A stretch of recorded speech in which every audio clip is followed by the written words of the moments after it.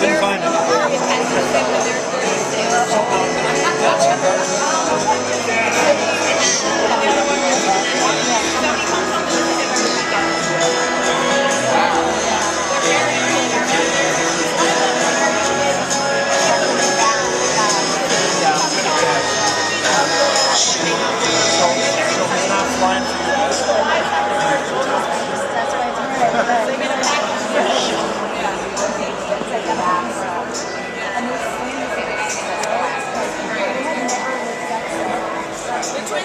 They play football together, they play hockey together.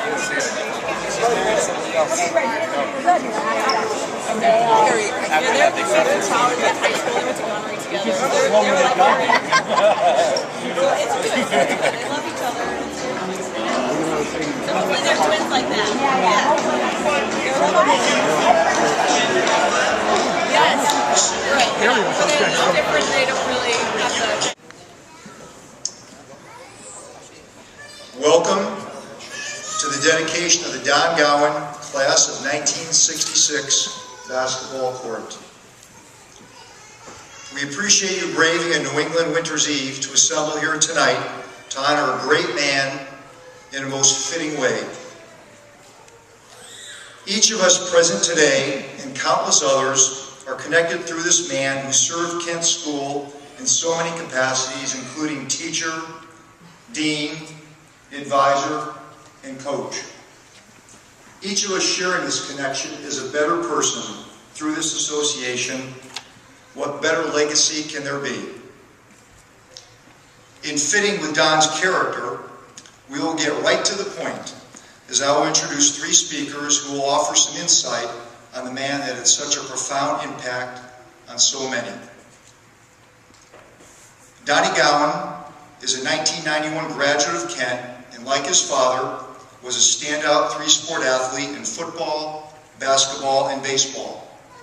He was captain of the 1991 league champion basketball team and co-captain of the baseball team.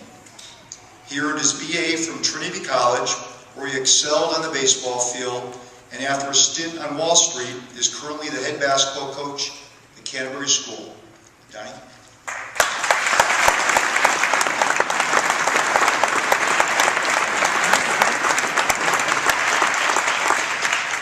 I'm going to try to keep it together tonight, but if it gets dusty in here, it gets dusty.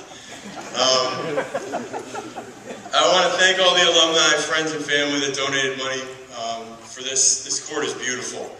I want to thank the school. I want to thank Coach Marble and the people in the development office who worked so closely with us to keep us up on how the fundraising effort was going. This is a very special night for my family. We've been looking forward to it since this was announced. I also just want to recognize Coach Coolum, Jason Coolum as well. When he was hired, I was just praying that he wasn't, I was just praying he was going to be a good guy and a good coach. And it's not easy coming after my father, I understand that. And I was fortunate enough to coach with Jason for 2 years, and they were 2 great years. I learned a lot from him.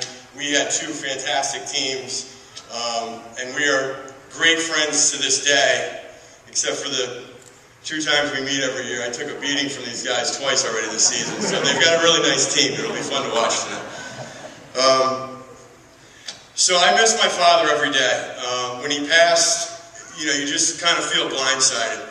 There's no playbook for how you handle a situation like that. It's almost like you're in a state of shock.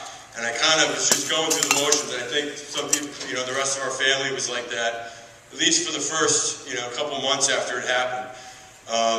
But we made it through, and the reason we made it through was the love and support we got from each other and everyone in here, the entire Kent community. And that was because of how special of a person my father was. People offered us help in every way imaginable. I miss him every day, but it's gone from a bad miss to it's a good miss. I think about him every day. I was lucky enough to get to coach with him for 2 years, the last 2 seasons of his life, and it was something I wouldn't trade for the world. I feel blessed that he passed his love of coaching on to me. You know, the passion that he brought, the energy, the excitement, he brought it to practice every day, and the kids can feel that, they notice that. It's something I'll never forget. He never seemed to be in a bad mood, and he was the most selfless coach I'd ever seen. He's probably picked up more jock straps and more, made sure more visiting locker rooms were clean than any man in the history of prep school sports. Because he was so enthusiastic and dedicated to his players and all the students at Kent, he created an atmosphere where you didn't want to let each other down, you didn't want to let yourself down, and you certainly didn't want to let him down. He coached the subs, which he called the bomb squad, as he would label them, as hard as he would the starters. He made every kid on the team feel like they were the best player. Part of that was his library of nicknames that he had for every player on the team. Everyone had a nickname, and it was his way of connecting on a personal level with each player. And when I came back, it was nice to find out he still had some of the same lines from when I played for him. If you dropped a pass, he'd tell you to go get a new pair of hands at Walmart.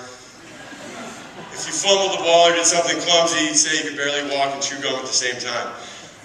So playing basketball for my father, it was the greatest time of my life. I couldn't understand when I applied to Kent and came to Kent, people cautioned me that going to school where your father's the dean might be uncomfortable. That thought never crossed my mind. I dreamed of playing for him. When my players currently ask me if I played in high school, I always say, high school hero now is zero. I'm coaching you guys, But,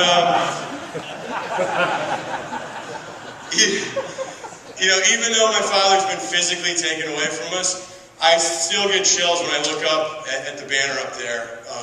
We had a magical season my senior year. Just everything came together, and to have his 1966, right, and 1991 right below it is it's something that no one can take away from me, even though he's gone now. Just to wrap this up, he wouldn't want me to be talking about him at all, to be honest with you right now. And the person he would tell me to talk about tonight is really the unsung hero in all this, and that person is my mom.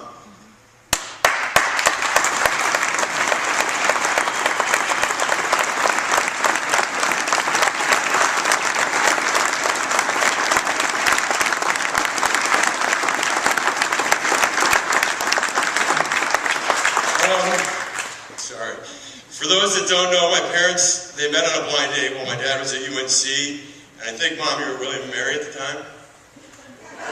Or Lincoln? Sorry. Yes? Yes. No, because... So anyway, I want to go on record saying she was way out of my dad's league at the time. I mean, my mom, if you look at the pictures from the past, she was beautiful. And my dad wasn't exactly a lady killer from what I understand. He had the resume, but he was too shy, I think. So she is as much a part of this whole thing as my father. She is a supremely talented artist. She put her career on hold to become the mother of not only me, my brother and sister, but of the hundreds and thousands of kids that came through Kent School that were part of our family. She's the most loving person I've ever known. I know that there are many alumni here tonight that felt love, whether it was during a team banquet or at our house or coming over to watch sports on a Sunday. The strength and courage that she showed during the time when my father passed away was inspirational and I would say heroic. I will never forget how brave she was at the hospital. She's now my team's #1 fan, and it's special to have her come to all my games, even if she doesn't fully understand what boxing out is. The mothers of one of my players had to describe that to her again a couple weeks ago. But I would like to propose tonight that this court also be named, you know, the George and Don Gowan Court. I think that's what my father would have really wanted. I love you, Mom. Thanks again.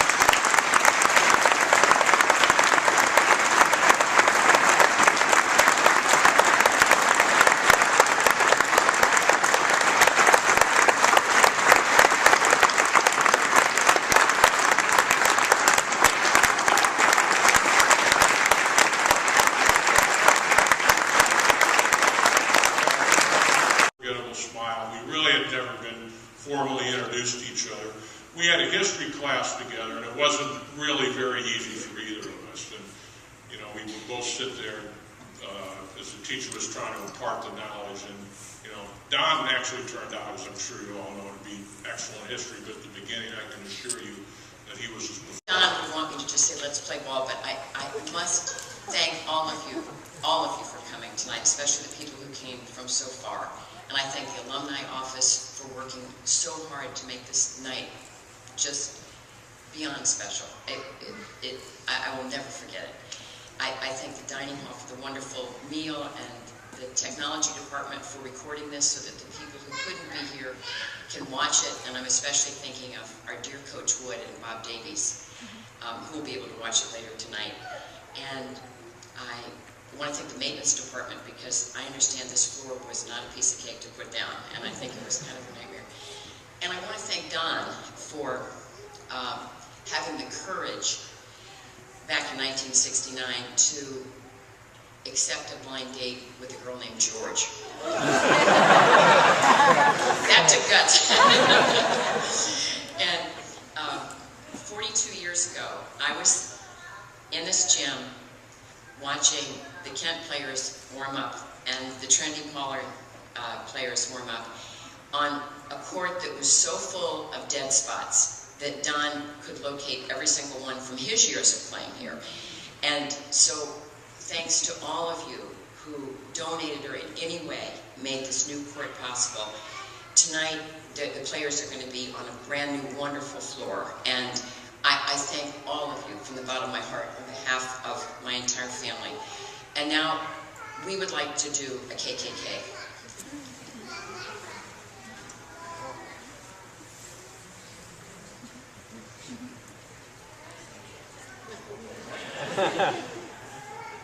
Wouldn't be a proper Kent Court dedication without a proper KKK for Coach G.